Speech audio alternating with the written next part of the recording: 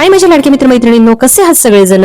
आपल्या सीमाजनी व्लॉग्स या चॅनलमध्ये माझ्या सगळ्या लाडके मित्रमैत्रिणींचे मनापासून स्वागत करते. बघू शकता आमची टेरेसची बाग, म्हणजे टेरेसवर आहे ना सानवीच्या पप्पांनी भरपूर सारी अशी फळझाडं लावलेली आहे, फुलझाडं लावलेली आहे. आणि जी झाडं आपल्याकडे येणं अशी आपण कल्पना पण करू शकत नाही, अशी काही काही छान छान झाडं आलेली आहे. संत्रे, डाळिंब, अगदी कलिंगडाचं वेल सुद्धा आलेलं आहे, कलिंगड सुद्धा त्याला लागलेलं आहे. तर सगळी काही त्यांची मेहनत आहे. तुम्हाला एखाद्या दिवशी मी डिटेल व्हिडिओ काढून दाखवेलच. आणि असो बघा, आता गेल्या आठवडाभर काही आपला व्हिडिओ आला नव्हता, त्याचं कारण पण तसंच आहे. अगस्त्याची शाळा चालू होणार होती आणि तुम्हाला सगळ्यांना माहिती आहे अगस्त आतापर्यंत फक्त 5 ते 6 महिने मी माझ्या घराच्या शेजारीचे एक छोटंसं प्ले ग्रुप होतं, तिथे मी त्याला सोडायचे. म्हणजे अजूनपर्यंत असं तो शाळा त्याची चालू नव्हती झालेली, पण आता ऑफिशियल आपण म्हणतो ना तशी त्याची शाळा चालू होणार होती. आणि खूप गडबड होत होती आमची, कारण आपल्या घरापासून बरंचसं लांब आहे शाळा. पण त्याची जी काही युनिफॉर्म आहे, त्याची शाळेची सगळी पूर्ण तयारी आहे, ती सगळी तिथं जाऊन आम्हाला करावी लागत होती. त्याच्यामुळे माझी एवढी धावपळ झाली ना गेल्या आठवड्यामध्ये. आणि सानवीची पण शाळा चालू होणार होती, तर त्याच्यामुळे धावपळ यामध्ये सगळे असेच दिवस जायचे. मी रोज व्हिडिओ शूटिंग करून ठेवायचे, पण तुमच्यापर्यंत पोहोचवायला ना मला वेळच भेटत नव्हता. तर आज मी म्हणले नाही, आज कुठल्याही परिस्थितीमध्ये पाठवायचाच आहे व्हिडिओ.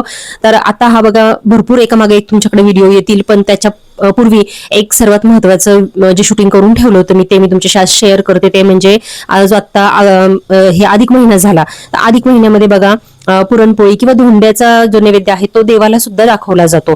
तर त्याच्यासाठी ना मी पुरणपोळी करणार होते, पण जसं तुम्हाला म्हटलं की पुरणपोळी करायचं म्हटलं की त्याच्यासाठी वेळ पण पाहिजेलच तेवढा. पण वेळात वेळ काढून मला पुरणपोळी हा नैवेद्य देवाला दाखवायचाच होता. आणि माझ्या घरामध्ये ना पुरणपोळी शक्यतो सगळ्यांना आवडते. त्यामुळे ना किती पण कंटाळा जरी आला आणि कितीही त्याला वेळ लागणार असेल ना, तरी मी आधीमध्ये पुरणपोळी करत असते. पहिले मी एवढं करत नव्हते, पण ना जेव्हापासून म्हणजे सानवीला आणि अगस्त्यला पुरणपोळी आवडते हे जेव्हापासून मला कळालं, तेव्हा वेळात वेळ काढून ना मी करायला घेते.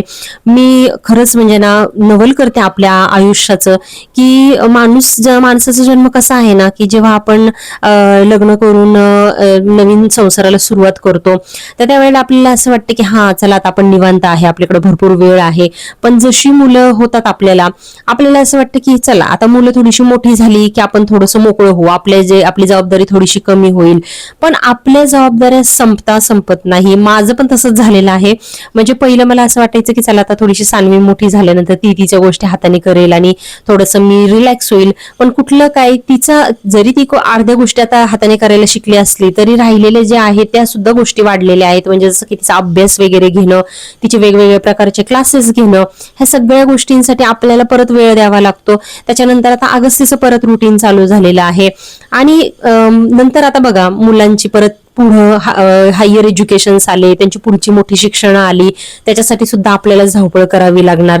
ते झाल्यानंतर त्यांची लग्न झाल्यानंतर आपल्याला असं वाटणार चला आता मुलांची लग्न झाली, आपल्या जबाबदारी झाली. पण नाही, ती सुद्धा जबाबदारी आपली संपत नाही. मुलगी असेल तर तिची बाळंतपण आली, मुलगा असेल तर त्यांची मुलं आपल्याला सांभाळणं, म्हणजे नातवंड सांभाळणं आलं. एकामागे एक आपल्या ज्या जबाबदाऱ्या असतात ना त्या काही संपत नाही. म्हणजे माणूस आहे ना संसारामधून कधीच मोकळा होत नाही, मला तरी असं वाटतं. आणि बघा, काही जी माणसं आहेत ना ती राहतात पण मोकळी, फ्री, की ते कोणाचीही चिंता काळजी करत नाही. तिकडे तुम्ही तुमचा गोंधळ घाला, मी माझं लाईफ छान जगणार, अशी सुद्धा माणसं असतात. आमच्या घरात पण आहेत तशी काही माणसं. आता मी नाव नाही घेणार कोणाचं इथं, पण अशी माणसं आहेत की तुम्ही तुमचं तिकडं काहीही करा, मी माझं रुटीन सोडणार नाही, माझं जसं आहे त्याप्रमाणे मी राहणार. पण माझ्या बाबतीत म्हणजे माझ्यासारखे स्वभाव असणारी व्यक्ती जी आहे ना की ती म्हणजे डेडिकेटली पूर्ण आपल्या मुलांसाठी जी जगणारी आहे ना, तर ती तरी ऍटलिस्ट अंग काढून घेऊ शकत नाही आपल्या जबाबदारीतून. पूर्ण आयुष्याचं जे राडगाडगण आहे माणसाचं असंच चालत राहतं, आपली सुटका नाही. तर असो, बघूयात आता मुलं थोडीशी मोठी झाल्यानंतर मे बी कॉलेजचा जो टायमिंग असेल किंवा त्यांचा जो जॉबचा जो पिरियड असेल ना, तर त्याच्यामध्ये मला असं वाटतं की थोडीशी मी रिलॅक्स असेल. जॉब आणि त्यांच्या लग्न ह्या मधला जो पिरियड आहे ना, तो मला असं वाटतं तो माझ्यासाठी थोडासा रिलॅक्स असेल, अशी मी आशा करते. पण असो, चला, हे बघा आपली हौस आहे संसार करायची, मुलं बाळ सांभाळायची, म्हणून आपण त्या मार्गाला लागलोय. तर आता कंटाळा करून चालणार नाहीये. आपण स्त्रियांचं तेच आहे, आपण घेतलंय अंगावर म्हटल्यानंतर आपल्याला ती जबाबदारी म्हणजे पाडणं म्हणजे ते आपल्याला गरजेचं आहे. तर असो बघा, माझ्या पुरणपोळ्या इथे बनवण्याची पद्धत मी तुम्हाला बरेच वेळेला दाखवलेली आहे. पहिलं सर्वात जे काम करते ते म्हणजे ना पोळपाटाला मी पेपर लावून घेते. म्हणजे ना जास्तीचं जे काही पीठ आहे ते पोळपाटाला चिकटत नाही आणि आपल्या ज्या पुरणपोळ्या आहेत ना त्या गरगर फिरतात व्यवस्थित. आणि ह्या वेळेला बघा मी दरवेळेला काय करत असते ना, पुरण शिजवून मिक्सरमध्ये बारीक करत असते. पण ना म्हणजे 1-2 वेळा असा अनुभव आला ना की थोडीशी मिक्सरमध्ये डाळ राहतेच, किती पण आपण बारीक फिरवा डाळ थोडी राहते आणि त्याच्यामुळे ना पुरणपोळ्या फाटतात. तर मग ह्या वेळेला मी म्हणलं की नाही चला जाऊ दे, आपण ना बारीक चाळणीमध्ये, माझ्या इकडे पुरणपोळीची चाळणी आहे तर त्याच्यामध्ये मी पूर्ण पुरण बारीक करून घेतलं. तुम्ही एकदम सुरुवातीची क्लिप बघितली असेल, अशी एक चाळणी असते बारीक पातळ, पीठ चाळायची कशी असते अगदी तशीच असते आणि त्याच्यावर फक्त आपण एखादी फुलपात्र किंवा वाटी अशी घसरवली ना की बारीक पुरण खालून पडतं. तर माझ्याकडे एक गोल फिरवायचं जे भांड असतं ना पुरणपोळीचं, पुरण वाटायचं बघा, पुरण यंत्र म्हणतात त्याला, ते सुद्धा आहे. पण प्रॉब्लेम काय होतो माहिती का, त्याला ना पुरण अर्ध त्याला चिकटून राहतं आणि त्याला वेळ खूप लागतो. म्हणजे आपण हाताने गोल गोल गोल गोल गोल गोल जेवढं फिरवू ना तेवढं ते सारखं असं वर वर वर येत राहतं आणि त्याला ना एकदम गरम गरम पुरण पाहिजे. आणि जर जास्त असेल ना तर वाटायला काही प्रॉब्लेम नाही. मी किती घालते पुरण, 1 फुलपात्र पुरण मला खूप होतं. 1 फुलपात्र पुरणामध्ये म्हणजे डाळीमध्ये माझ्याजवळ 7 ते 8 पुरणपोळ्या आरामात होतात आणि आम्हाला त्या पुरतात. पुरून उलट उरतात, कारण पुरण जे आहे दुसऱ्या दिवशी सुद्धा मी एखादी दुसरी पोळी बनवते. ते तर नाही हो म्हणता म्हणता पुरणाचा स्वयंपाक तर माझा झाला. पण मला ना एक गोष्ट माझी राहूनच गेली ह्या अधिक महिन्यामध्ये, ती म्हणजे नाही का आपली जी देवीची ओटी भरायची असते, आपली जी कुलस्वामिनी आहे तिची ओटी भरायला लागते साडी चोळीने किंवा खना नारळाने, जशी आपली ऐपत असेल त्याच्या पद्धतीने. पण ना मी म्हंटल की आज भरेल उद्या भरेल, आज भरेल उद्या भरेल, त्या नादामध्ये ते माझं राहूनच गेलं. आणि या मुलांचे जे ऍडमिशन नाही म्हणजे पूर्ण शाळेच्या तयारीच्या गोंधळामध्ये ना ते सगळ्या गोष्टी राहून गेल्या, कारण ना भरपूर धावपळ झाली त्यांच्या शाळेच्या तयारीसाठी. आणि माझ्या डोक्यात होतं की आपल्याला भरायची आहे ओटी, म्हणजे घरातच भरायची, आपल्या देवघरामध्येच आपली जी कुठली कुलस्वामिनीचा फोटो असतो ना त्याच्यासमोर अधिक महिन्यामध्ये ओटी भरायची असते. पण ती माझी राहूनच गेली शेवटी. तर ती मला थोडीशी कुठेतरी हुरहुर राहिलेली आहे मनामध्ये. पण जाऊ दे, ऍटलिस्ट मी नैवेद्य तरी केला देवाला गोडाचा, तर ते तरी थोडंसं मनाला समाधान आहे माझ्या. तर अशा पद्धतीने अधिक महिना वगैरे सगळा संपलेला आहे, आता झालेला आहे जून महिना चालू. आणि बघू शकता तुम्ही अर्धा जून उजाडला तरी सुद्धा पावसाचा अजिबात पत्ता नाहीये. पुण्यामध्ये तर एकही थेंब पाऊस नाहीये, अख्ख्या पुण्यामध्ये कुठंच पाऊस नाहीये. तर तुमच्या शहरामध्ये पाऊस झालेला आहे का मला नक्की सांगा, कारण आम्ही तर ना पावसाच्या आतुरतेने वाट बघतोय. पुण्यामध्ये पाणी कपात लागलेली आहे आणि आमची तर अख्खी बिल्डिंग आहे, इतक्या साऱ्या फॅमिली राहतात आमच्या बिल्डिंगमध्ये आणि एवढ्या सगळ्यांना पाणी पुरवता आमचे नाकीनऊ आलेले आहे. पाणी सुद्धा पुण्यामध्ये 1 दिवसाआड सोडण्यात आलेलं आहे. म्हणजे पुण्यासारख्या ठिकाणी पाण्याची कमतरता होणं, तर आपण इमॅजिन करू शकतो की खेडेगावांमध्ये किंवा एखाद्या ग्रामीण भागामध्ये पाण्याची काय अवस्था असेल आज. तर इमॅजिन न केलेलंच बरं. बघा पाऊस किती महत्वाचा आहे आपल्यासाठी. पण आता ऋतुमान किती बदलले.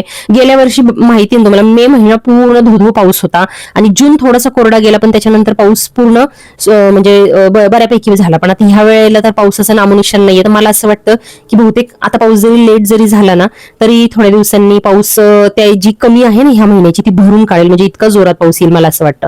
तर बघू शकता तुम्ही नैवेद्य सुद्धा दाखवलेला आहे देवाला. आणि ना नैवेद्याचं जे ताट आहे ते छोटं असल्यामुळे ना मला ह्या वेळेला खाली ठेवावं लागलं नैवेद्य. आणि अगस्त्यला पुरणपोळी खूप आवडते, तूप वगैरे लावायचं मस्तपैकी दुधासोबत खायला द्यायची, खूप खुश होतात मुलं.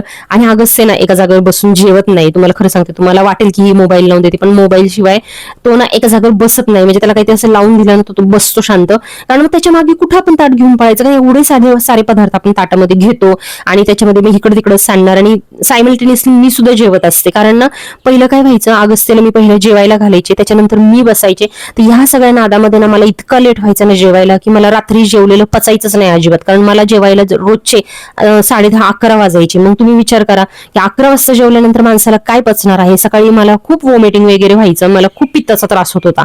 तर मग मी त्याच्यामुळे आता त्याच्या सोबतच जेवून घेते, म्हणजे एका बाजूला माझं ताट एका बाजूला त्याचं ताट असतं आणि काय आहे ते एक सतत जेवून घ्यायचं. भले म्हणजे त्याला त्याचं बरोबर नाही वाटत, तिखटाचा हात वगैरे लागतो कधी कधी, पण आपल्याकडे आता पर्याय नाहीये. तर असं बघा छान सगळी सुट्टी. मला ना कधी कधी वास होतं ना की खूप आपल्याला असं हेक्टिक झालेलं आहे, म्हणजे नाही का दव ओढाताण जर झाली ना कधीतरी, तर मला असं वाटतं ना की शांत थिएटरमध्ये जाऊन ना एखादा पिक्चर बघून यावा. आणि मी आहे ना, म्हणजे मला पिक्चर खूप आवडतात बघायला थिएटरमध्ये जाऊन, पण कुठले शक्यतो मराठी पिक्चर आवडतात बघायला. आणि हिंदी जर असेल तर थोडेसे कॉमेडी, म्हणजे कॉमेडी थ्रिलर वगैरे, जसे की आपला हाऊसफुल 4 वगैरे, असे कसे पिक्चर आहेत लाईट रिलॅक्स मूड रिलॅक्स करणारे जे पिक्चर आहेत म्हणजे सारे टेन्शनवाले पिक्चर मला आवडत नाहीत. असे मूड रिलॅक्स करणारे जे पिक्चर आहेत ते बघितलं ना मला खूप रिलॅक्स वाटतं. म्हणजे जे डेली रुटीन आहे ना ते त्याचं ना मला कधी कधी खूप असं हेक्टिक होतं आणि त्याच्यानंतर मला थोडासा वेळ काढून थिएटरमध्ये जाऊन आलं ना पिक्चर बघून आल्यानंतर मला खूप मस्त वाटतं. आणि तुंबाडची मंजुळा म्हणून मी पिक्चर सगळ्यांना म्हटलं, विचारलं यायचंय का, पण कुणीच यायला तयार नव्हतं. तर मग सानवीला उचललं आणि गेले. सानवी ऑलवेज रेडी असते माझ्याबरोबर पिक्चरला यायला, कारण तिला ना मस्तपैकी स्नॅक्स मिळतो काहीतरी खायला. तर त्याच्यामुळे जाऊन मस्तपैकी पिक्चर वगैरे बघून आले. माझ्यासारखं कोण कोणी मला नक्की सांगा की डोक्याला टेन्शन आलं की पिक्चरला जाऊन बसायचं म्हणजे ना एकदम रिलॅक्स होऊन जातं लाईफ. तर असो बघा, सानवीची अख्खी सुट्टी गेली उन्हाळ्याची आणि आता तिला स्केटिंगचं सुचलेलं आहे. एकमेकांचं बघून मुलांना वाटतं ना की चला आता आपण पण स्केटिंग शिकूया. हे जे स्केटिंग आहे ना, सानवी जवळजवळ बघा 3 ते 4 वर्षांचीच असेल, एकदम छोटी होती तेव्हा मी तिला ऑनलाईन घेतलेले आहे. हे स्केटिंग अजून चांगले आहेत आणि ते तिला अजून बसतात, कारण ऍडजस्टेबल होते. हे लहान मोठं करता येणारे हे स्केटिंग होते, ऑनलाईन मागवलेले होते. मला जर लिंक मिळाली ना तर खाली डिस्क्रिप्शन बॉक्समध्ये मी नक्की देईल. तुमच्या मुलांना जर घ्यायचं असेल ना तर मी नक्की सजेस्ट करेल की घ्या. तिला कुठल्याही प्रकारचा क्लास वगैरे लावलेला नाहीये मी, घरातच आम्ही तिला ट्रेनिंग वगैरे नाही की युट्यूबमध्ये बघून त्यावेळेला मी द्यायचे. मागे पाठीला उशी लावायचो की कमरेवर पडू नये म्हणून, आणि हाताला वगैरे तर ते ऑलरेडी सेफ्टी सगळी आहेच. तर असो बघा, खूप दिवसानंतर व्हिडिओ आला त्याच्याबद्दल खूप सॉरी, पण नाही मी आज पाठवणारच होते आणि तो व्हिडिओ तुम्ही शेवटपर्यंत बघितलात त्याच्याबद्दल खूप सारे धन्यवाद.